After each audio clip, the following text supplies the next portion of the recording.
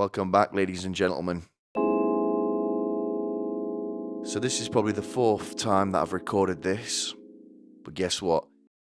These are all little missions that God sends his hardest working little soldiers. So, to prevent me from throwing a tantrum, I'm going to have a tangerine. So I don't lose my cool.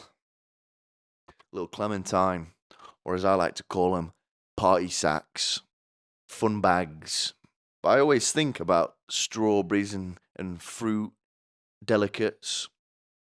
It must have been such a crazy little experience to even see a punnet of strawberries back when you were a Roman peasant, you know, in 200 BC. But now everyone's got them. Every peasant even has access to clementines and apples. And if you transported back in time and you just was walking on the street with like 7 strawberries in your hand, you'd get raped. I'm pretty sure you'd get beaten to death and robbed. But that's just how it be. You walk down my street with 6 strawberries in your hands, people think you've lost it. People think you've lost your strawberries and you're going mental and you'll get sectioned. But enough with the hogwash, all right?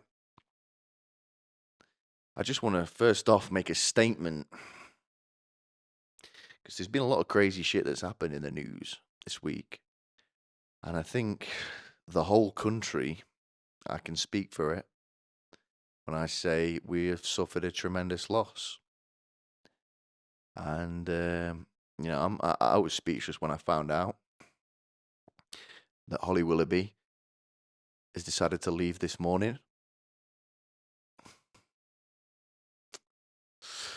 I need a clementine.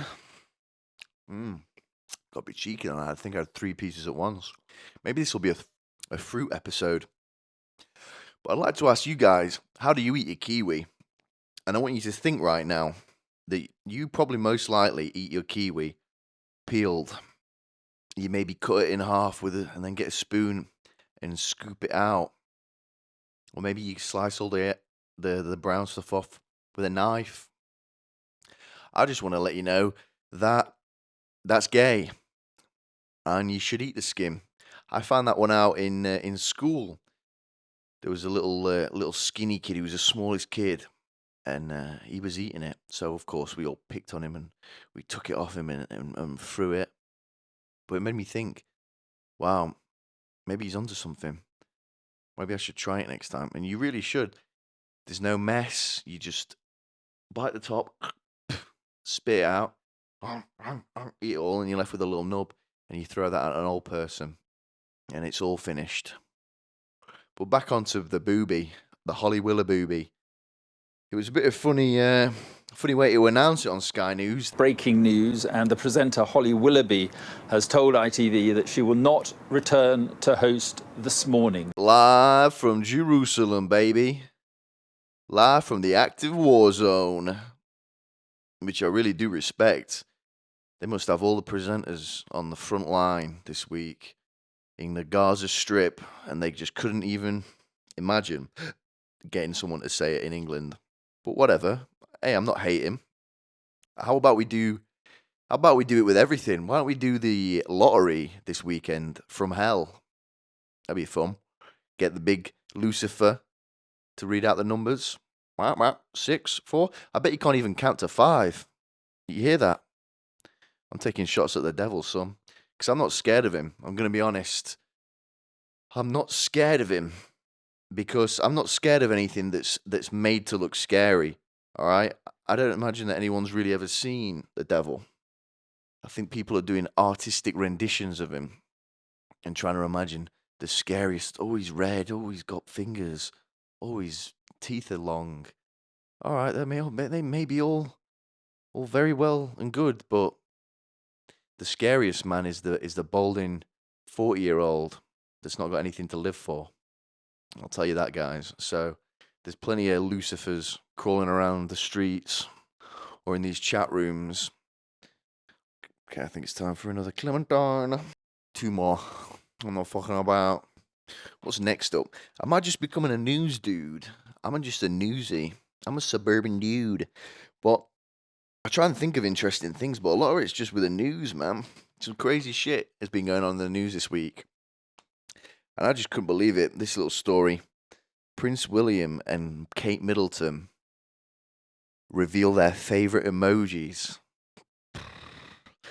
And it's straight away you think, why the fuck is this even wasting pixels on my screen?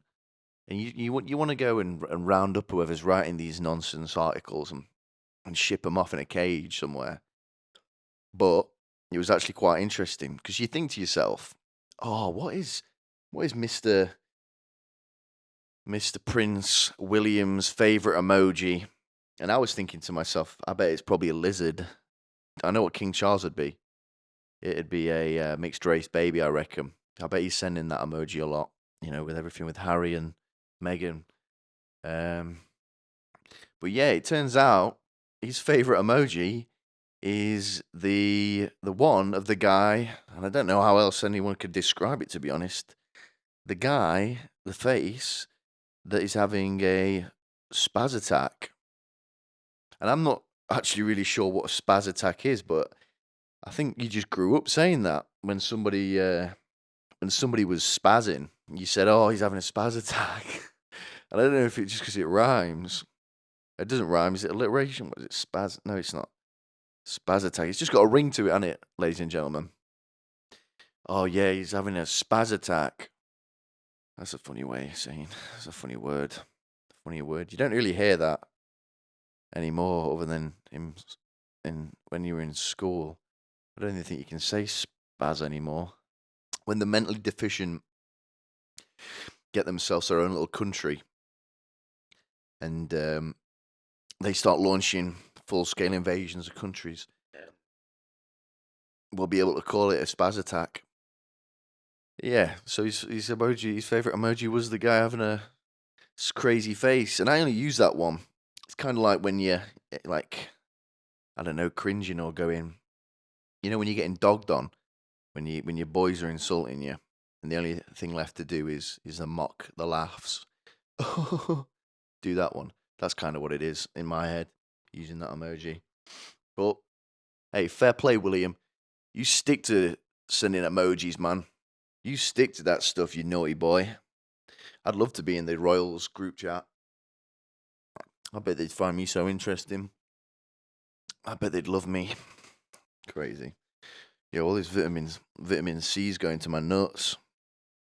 You better vitamin C and demon. I got a little story as well. You like stories? It happened while I was working last week. And I'm not a meanie bobini. Maybe you joke about somebody, but never just be mean to be mean, Never just go up to someone and say, "You're fat." But if you go up to them and say, "Your whole mama's fat," then we're in a different category, right? Now we're taking the piss. But I was at this guy's house measuring up for a floor plan because he was selling it. And, when I first met him, I thought, this guy's a lunatic. I think he's a prick. And I just got that sense. You can really sense in the first 5 seconds if you love somebody. And this guy smelled a little bit. I was getting some bad pong. And he kind of just let me crack on. So I'm wandering around the house. And he answered the phone. Someone started ringing him. And he answered the phone. And it was some poor lady solicitor that he'd been using. And they'd been fucking around with the paperwork. And it'd been 3 weeks. And he just started beating this girl down verbally, slapping her with speech. And, it got so bad at one point. I'm like listening on the door in the room instead of doing my job. And he started quoting Napoleon, this fucking guy. And I'll read the quote because it's the gayest thing I've ever heard in my life. "You cannot lead a battle if you think you look silly on a horse." He pulled this quote out to this lady. And I'm like, on the door, like, oh my God. And he was getting me annoyed because she sounded like she was just had enough. And you can't just go, when someone's just rattling you at work, you can't just go, "Fuck off." You got to kind of take that dick. And, I'm kind of feeling sorry for him. I'm like, fuck this guy. This lady hasn't done anything wrong. It's Friday. Why is he being mean on a Friday? And I started like rearing myself up, and I was like, fuck it, all right, here's the game plan. I'm going to do my job correctly, right? And if I'm not going to give him anything. I'm not going to laugh at his jokes. I'm going to be cold. And if he even steps to me an inch, if he even mentions a historical figure, I'm going to walk in the room and I'm going to kick him in the chest and run off. And then when he came out like a good little boy, I smiled and laughed at his jokes. And we got on a tree, and I ended up speaking to him about maps. But that's not the point of the story. There is no point, okay? I just said that just to amuse you, just to fill time. But it's a shit quote. I mean, let me just read it again. You cannot lead a battle if you think you look silly on a horse. I've got a couple of problems with this quote. Did they even have the word silly in the 1600s, whenever this dickless freak was sailing about and was getting battered by England? I don't think they did. I don't think silly was even in people's vocabulary. I feel like that's a made-up quote. But you can lead a battle if you look silly on a horse, because everyone looks silly on a horse, and they all lead people to battle. But I guess the point is you can't think it. You've got to be on the horse at the front, leading the battle, thinking, I'm the shit. Everyone else looks silly, but I don't. I look goddamn where I should be. Yep. I'm never going to get off this horse. We're going to win this battle. Look, I can see the other army. Look at that guy that's leading him. Oh, you can tell he thinks he looks silly.